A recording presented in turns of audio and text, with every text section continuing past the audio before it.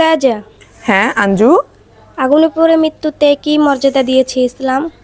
ও আচ্ছা, হযরত আব্দুল্লাহ ইবনে জাবের রাদিয়াল্লাহু আনহু তার বাবার সূত্রে বর্ণনা করেন যে হযরত রাসূল সাল্লাল্লাহু আলাইহি ওয়াসাল্লাম তার বাবা জাবের রাদিয়াল্লাহু আনহুকে তার রোগশয্যা একদিন দেখতে গেলেন।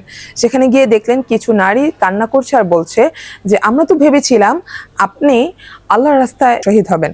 তখন রাসূল সাল্লাল্লাহু আলাইহি ওয়াসাল্লাম বললেন, তোমরা কি আল্লাহর রাস্তায় নিহত ব্যক্তি ছাড়া তোমরা অন্য কাউকে শহীদ বলো না? তাহলে তো শহীদের সংখ্যা অনেক অল্পই হয়ে যাবে। আল্লাহর রাস্তায় নিহত ব্যক্তি শহীদ, পেটের পীড়ায় মৃত্যু ব্যক্তি শহীদ, আগুনে পড়ে মৃত ব্যক্তি শহীদ, পানিতে পড়ে মৃত ব্যক্তি শহীদ, কোনো কিছুতে যদি চাপা পড়ে মৃত্যুবরণ করে সেও শহীদ। এছাড়া নিউমোনিয়া জাতীয় কঠিন রোগে আক্রান্ত হয়ে যদি কেউ মারা যায় সেও শহীদ।